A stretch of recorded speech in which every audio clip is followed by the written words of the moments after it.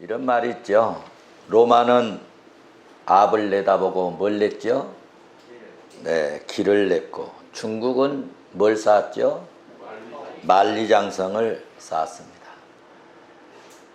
로마는 멀리 앞을 내다보고 길을 내서 승승장구했고, 중국은 만리장성을 쌓았지만 3번 망한 그런 나라입니다. 제가 이렇게 말씀드린 것은 생각이 참으로 중요하다는 것입니다. 예수 믿는 성도는 뭘 바라보고 어떤 생각으로 살아야 할까? 교회는 사회 기업처럼 돈을 많이 벌어서 또 헌금 많이 해서 모으고 경제적인 부요한 그런 교회 공동체를 이루어야 할 것인가? 결론적으로 말씀드리면 교회는 돈을 바라보고 부를 바라보는 것이 아니라 예수 그리스도를 바라보고 복음을 선포하고 하나님 나라 확장하는 일에 힘쓰면 위에 계신 하나님께서 그 공동체의 성도들에게 말로 다할 수 없는 필요를 채우시고 가정과 삶의 자녀들까지라도 하나님께서는 측량 못할 은혜를 베푸실 것을 나는 믿습니다. 우리 푸른성교회 성도들은 측량 못할 하나님의 은혜로 충만하고 넘치는 은혜가 넘치는 하나님의 역사가 있기를 주의 이름으로 축원합니다. 우리의 생각이 100이라면 무슨 생각을 하는데 신경을 많이 쓸까 할 때 100 중에 80은 돈과 관련되어 있다는 것입니다. 그러니까 우리의 물질관이 우리의 생각에 80% 영향을 끼치고 있다는 것입니다.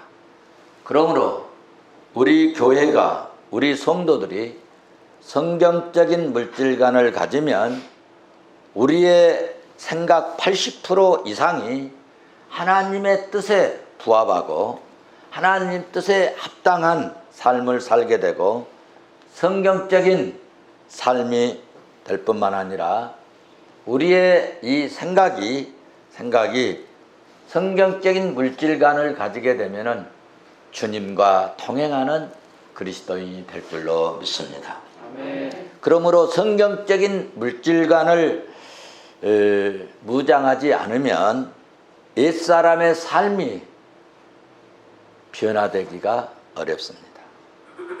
제 아무리 교회를 오래오래 다녔다 할지라도 물질 앞에 자기의 생각이 앞서버리면 사탄이 그 생각에 틈을 타게 되고 나는 사탄에게 틈을 열어주는 그런 사람, 그런 어리석음에 빠지게 된다는 것입니다. 그래서 예수님께서 말씀하십니다. 마태복음 4장 3절 4절에서 말씀해 주셨잖아요. 시험하는 자가 예수께 나와서 이르되 네가 만일 하나님의 아들이거든 명하여서 이 돌들로 떡덩이가 되게 하라. 그때 예수님께서는 마태복음 4장 4절에서 대답하여 이르시되 기록되었으되 사람이 떡으로만 살 것이 아니요 하나님의 입으로 나오는 모든 말씀으로 살 것이니라 라고 말씀을 하시고 그에게 대답하니까 사탄은 물러가게 된 줄로 믿습니다. 예수님은 사탄의 생각과 사탄의 제안에 말려들지 않았습니다. 예수님은 그러므로 사탄을 말씀으로 제압하였습니다. 사도행전 5장 36절에서 39절까지 보시면요, 참 이런 일이 있으면 안 될 뻔한 일들이 또 발생을 했습니다. 사도 바울과 바나바가 싸우고 다투고 선교지에서 서로 갈라지는 참 안타까운 일이 일어났습니다. 우리 한번 같이 보실까요? 사도행전 15장 36절. 며칠 후에 바울이 바나바더러 말하여 우리가 주의 말씀을 전한 각 성으로 다시 가서 형제들이 어떠한가 방문하자고 하고, 37절. 바나바는 마가라 하는 요한도 데리고 가고자 하나 바울은 밤빌리아에서 자기를 떠나 함께 일하러 가지 아니한 자를 데리고 가는 것이 옳지 않다, 그렇게 주장을 했어요. 39절에 서로 어땠어요? 심히 다투어 피차 갈라서니 바나바는 마가를 데리고 배 타고 구브로로 가버렸습니다. 왜?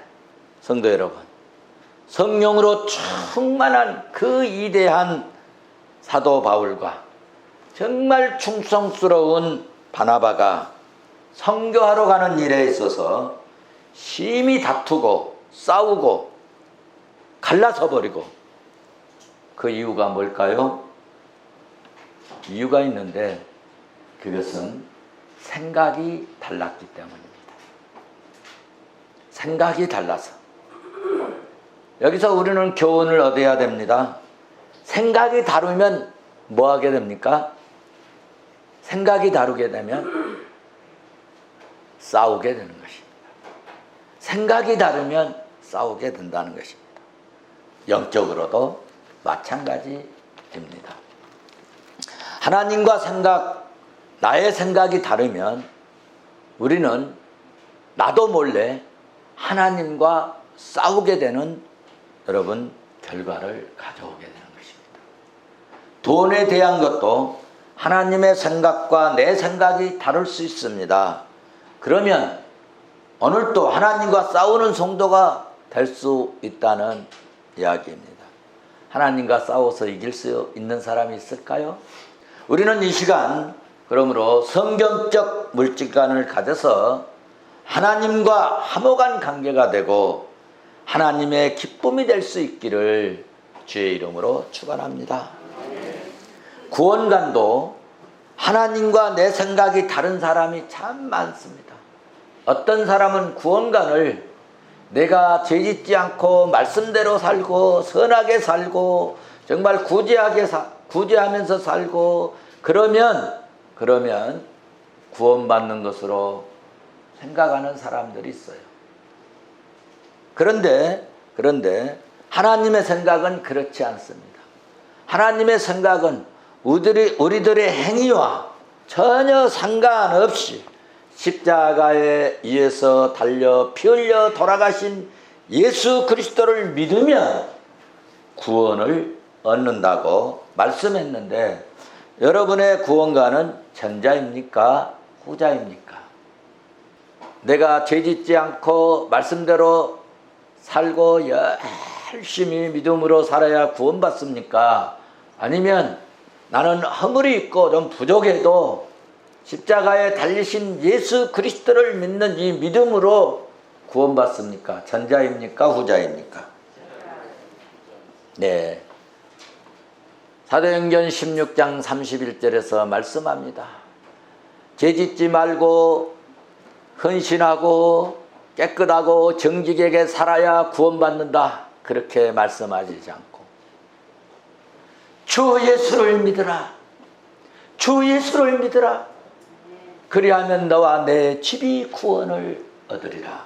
아멘. 할렐루야. 아멘. 그래서 구원은 우리의 행위가 아닌 예수 믿음으로 구원받는다고 제가 목이 터져라고 말씀을 증거하고 그렇게 말씀을 증거했는데도 여러분들이 얼른 대답을 잘 못하시는 경우들이 있어요. 여러분, 구원은 예수 그리스도를 나의 구세주로 믿는 이 믿음 때문에 구원을 얻는 줄로 믿습니다. 이것이 하나님의 계획이고, 이것이 하나님의 뜻이고, 이것이 하나님의 생각이고, 이것이 하나님의 구원하는 방법인 줄로 믿습니다. 이사야서 55장 여러분 7절에 그렇게 말씀하고 있습니다. 악인은 그 길을 불의한 자는 그의 생각을 버리고 여호와께로 돌아와라 돌아오라 하시면서 8절에서 그렇게 말씀합니다.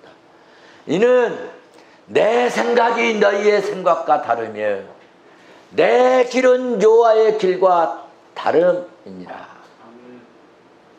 누구의 말이라고요? 여호와의 말씀이니라. 우리의 생각과 내 생각과 하나님의 생각이 다르다는 이야기입니다. 사랑하는 성도 여러분, 우리가 믿음으로 말씀으로 산다고 하면서도 어쩔 때는 말씀과 전혀 상관없는 딴 생각, 딴 세계에서 사는 경우도 들어 있습니다. 하나님께서 그러므로 너희의 생각과 나의 생각이 다르고 라고 말씀하셨음을 우리는 내 마음속에서 이 말씀을 꺼내서 또 보고 또 보고 또 읽고 또 읽고 또 묵상하고 또 묵상해야 될 줄로 믿습니다. 무엇을 바라보고 무엇을 쫓느냐에 생각이 달라집니다. 로마서 8장 5절에 육신을 쫓는 자는 육신의 일을, 영을 따르는 자는 영의 일을 생각한다. 생각이 무엇을 쫓고 무엇을 따르느냐에 따라서 생각이 달라진다는 거예요. 생각이. 여러분, 생각이 그 사람의 기준이 되고 생각이 여러분 그 사람 믿음의 척도가 되고 생각이 그 사람의 성품인 것입니다. 우리는 생각을 바로잡고 생각을 영적으로 신령하게 해야 될 줄로 믿습니다. 아담과 예수님의 차이점이 아주 뚜렷한 것은 아담은 마귀를 대적하는 일에 완전히 실패했지만 예수 그리스도께서는 사탄을, 마귀를 대적하는 일에 이기고 승리하셨습니다. 어떻게 이기고 승리했는가? 마귀의 생각을 제한할 때 그 제한을, 그 생각을 거부할 때 마귀가 물러갔다는 이야기입니다. 우리가 신앙생활하면서 기억해야 할 것은 마귀의 생각과 마귀의 제한은 그것은 여러분 유혹입니다. 그러나 예수님의 제한은 하나님의 말씀이고 하나님의 음성이고 하나님의 뜻이고 하나님의 생각이라는 것을 여러분 꼭 기억하시기를 바랍니다. 우리는 누구의 제안을 따르고 누구의 음성을 따라야 할 것인가를 영적으로 생각하고 옳은 길 따르라, 의의 길을 따르라 찬송처럼 여러분 주님의 말씀을 따르고 주의 말씀을 생각하면서 한 걸음 한 걸음 나아갈 때 지혜롭고 복된 성도가 될 줄로 나는 믿습니다. 말세에는 3대 악이 나타난다는 것입니다. 그래서 예수님께서 누가복음 21장에 34절에서 이렇게 말씀을 했어요. 너희는 스스로 조심해라. 누가 말할 것도 없이 예수 믿는 너희들은, 그리스도인들은, 나를 따르는 하나님의 백성들은 스스로 조심해라. 그렇지 않으면 첫째로 방탕함과 두 번째로 술 취함과 세 번째로 생활의 염려로 너희 마음이 둔해져 버린다. 그날이 덫과 같이 너희에게 임할 것이다. 언제? 말세 때. 첫째로 방탕, 두 번째로 술 취향, 세 번째는 뭐예요? 생활의 염려. 이 세 가지는 여러분 복음이 없는 겁니다. 이 세 가지는 믿음이 없는 사람들에게 말세 때 나타나는 3대 악입니다. 그래서 예수님이 스스로 조심하라. 우리 조심합시다. 예수님의 말씀입니다. 조심합시다. 우리 예수 믿는 성도들은 대체로 방탕하지 않습니다. 교회 다니면서 신앙생활하면서 방탕한 사람 별로 없어요. 두 번째로 예수 믿고 교회 다니면서 술 취해가지고 막 이렇게 돌아다니는 사람 별로 없어요. 그 중에 한두 사람 있겠지만 두 가지는 대체적으로 잘합니다. 그런데 세 번째 것, 생활 때문에 염려하고 근심하는 경우가 많습니다. 교회 다니면서도 예수 믿으면서도 신앙생활하면서도 아니 기도하면서도 여러분 생활의 염려. 아우 내일 어떻게 되지? 아우 이게 지금 아파트값 올라가는데 어떻게 되는지, 떨어지면 어떻게 되지? 사놓은 사람은 떨어지면 어떻게 되지? 안 산 사람은 올라가면 어떻게 하지? 이런 염려. 정년퇴직 하는데 이거 이제 어떻게 살지? 염려를 많이 합니다. 여기 생활의 문제는 대체로 돈 문제입니다. 그러므로 생활의 문제로 염려가 없게 되기를 주의 이름으로 축원합니다. 제가 이런 기도를 좀 합니다. 하나님 돈 주세요. 제가 그렇게 기도해 본 적이 없어요. 정말입니다. 한 번도 돈 주세요 해보지 않았어요. 염려가 없게 해주시옵소서. 근심이 사라지게 해주시옵소서. 이런 기도는 했습니다. 조심할 것 세 가지, 1번, 2번, 3번 있는데 1번이나 2번이나 3번 다 동급입니다. 방탕하고 술 취한 것이나 생활에 염려할 때 이 열매 모두 같은 열매를 맺는데 동일하게 마음이 둔하여진다는 것입니다. 마음이 둔해지면요 사람이 좀 얼떨어지고요, 멍청해지고요, 좀 지혜가 없어지고요, 바보짓 같은 일을 하게 되겠죠. 자, 이제 오늘 본 말씀을 보도록 하겠습니다. 히브리서 13장 5절 말씀을 보시면 돈을 사랑하지 말고 제발 있는 것 그것으로 족한 줄로 알아라.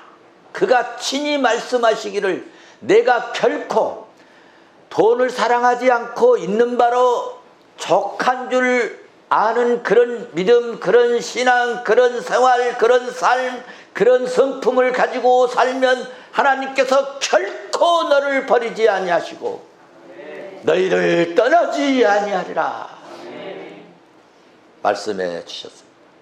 사랑하는 성도 여러분, 예수님께서 이 말씀을 하신 것은 주님을 위해서 살고 믿음을 지키고 성도들에게 내가 과연 너희를 버리지 아니하고 과연 너희를 떠나지 아니하리라 고난당하는 성도들에게 큰 위로의 말씀으로 주셨습니다. 그런데 여러분, 이 위로의 말씀은 언제 주셨느냐 하면 AD 여러분 64년경에 예수 믿는 이 그리스도인들이 로마 네로 황제로부터 박해를 무지무지 받았습니다. 그래서 그 박해 때문에 가정 빼앗기고 소유 다 잃고 가족이 다 헤어지고 극도로 여러분 고난을 당하는 성도들을 배경으로 하신 말씀입니다.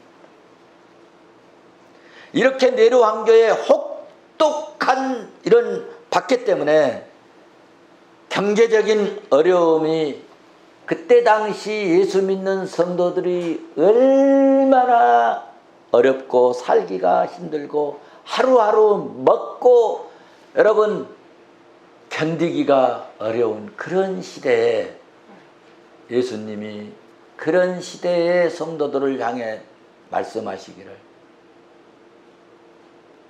돈을 사랑하지 말아라.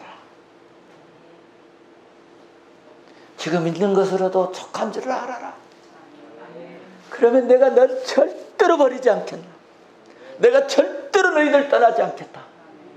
약속해 주셨다는 겁니다. 그런데 예수님은 이런 어려움을 당하고 있었다 하더라도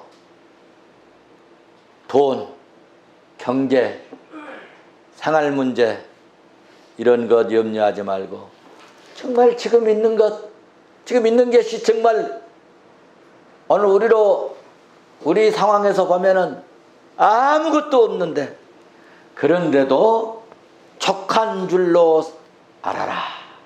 족한 줄로 알아라.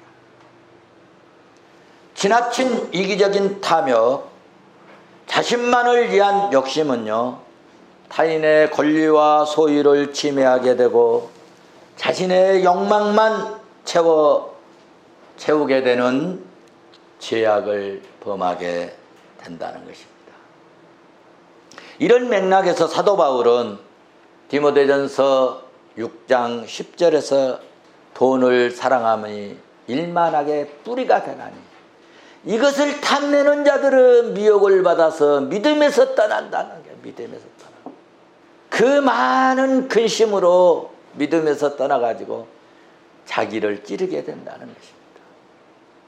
저도 목회하면서요, 뭔가 좀 더 소유하고 좀 더 이렇게 취득하고 좀 뭔가 하다가 자기 시험에 빠져가지고요, 그것이 하나님 없는 것으로 생각하고요, 자기 잘못과 자기의 실수와 자기의 부족함과 자기의 연약함과 자기가 불효한 것을 회개하고 그러면 얼마나 좋겠습니까? 그런데 남의 탓하고 말이죠,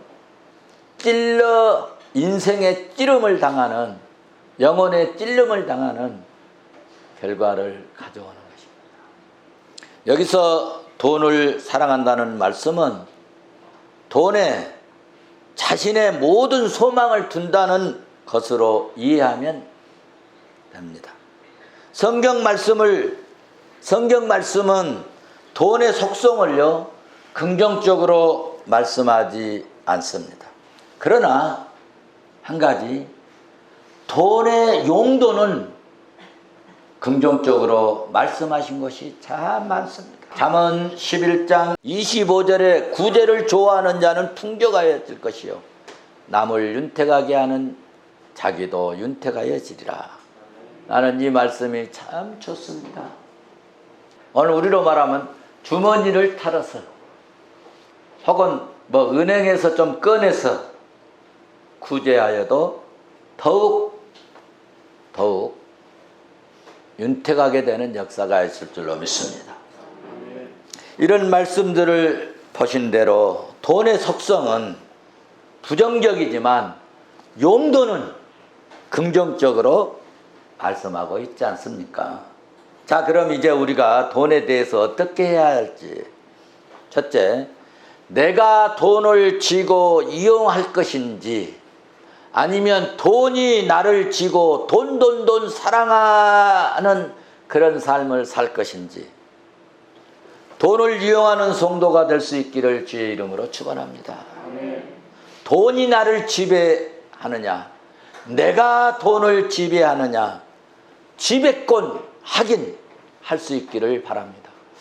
내가 돈을 지배하고 있는 거야? 돈이 나 지금 지배하고 있는 거야? 이 지배권을 여러분 영안으로 확인할 수 있기를 바랍니다. 무엇을 하려고 할 때 무엇이 영향을 미치는가에 따라서 지배권을 확인할 수가 있는데, 예를 들자면 이렇습니다. 이 일을 하는데 이것이 정말 하나님의 뜻인가, 이런 생각을 하시면 그것은 신앙적인 생각입니다. 그런데 무슨 일을 하는데 돈이 얼마 드는데, 그 많은 돈을 들어서 그거 할 수 있을까? 해도 돼? 이런 것을 중점적으로 생각하고 결정하면 이것은 돈이 나를 지배하는 것입니다. 돈이 얼마가 들든지 이것이 하나님의 뜻인가 아닌가 이런 태도로 결정하면 이것은 신앙적이고 영적인 성도인 줄로 믿습니다. 우리가 생각을 할 것은 돈은 사랑의 대상이 아니고 이용의 대상이라는 사실입니다. 한번 받아서 합시다. 돈은 사랑의 대상이 아니고 이용의 대상이다. 할렐루야. 우리가 살면서 정말 이 일은 하나님의 뜻이고 하나님이 기뻐하실 것이다 라고 생각하면 여러분 돈이 얼마가 들든지 그 일을 멈추거나 포기하지 않는 것이 신앙이고 믿음이고 교회는 여러분 그렇게 해야 될 줄로 믿습니다. 돈을 사랑하지 않고 하나님을 사랑하면 여러분 하나님은 우리를 버리지 않겠대요. 하나님은 우리를 떠나지 않겠대요. 반대로 하나님을 의지하지 아니하고 신뢰하지 않고 돈을 사랑하면 하나님이 그 사람도 버립니다. 하나님이 그 사람을 떠난다고 하는 사실입니다. 하나님이 버리지 않고 하나님이 떠나지 않는 사람은 반드시 하나님이 일으켜 세우시고 여러분 승리를 주시고 부하게 하시는 신비롭고 놀라운 축복을 주실 줄로 믿습니다. 마침내 뭐가 되게 하시리라? 거부가 되게 하셨다. 말씀을 기억하십시오.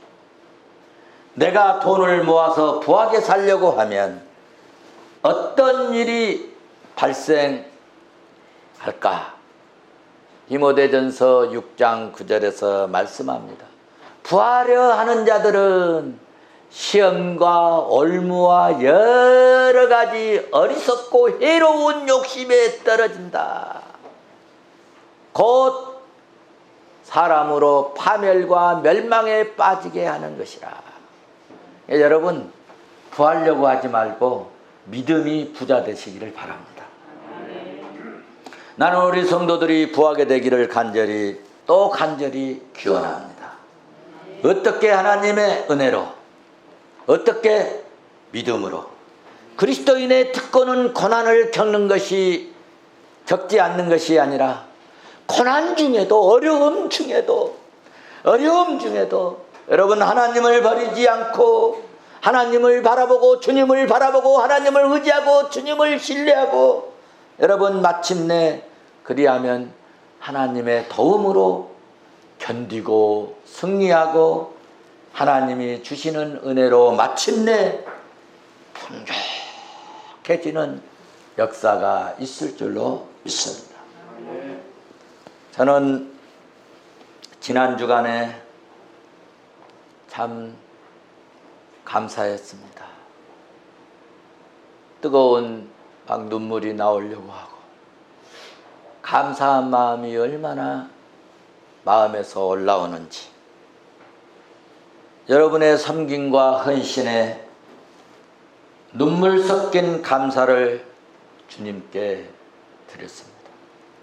복음화를 위해서 저의 사역과 생활을 위해서 이렇게 어려운 때에도 이렇게 어려운 중에도 여러분 아낌없이 큰 사랑 또 여러분 베풀어 주시고 그 섬김에 드림에 예수 사랑을 느꼈고 성도들의 사랑을 느꼈고 그래서 이 시간을 빌어서 여러분에게 감사의 말씀을 드립니다. 사랑하고 축복합니다. 사랑하고 축복합니다. 저의 행복이 저의 감사가 저의 축복이 여러분에게도 임할 수 있기를 주의 이름으로 축원합니다. 축원합니다. 기도하시겠습니다.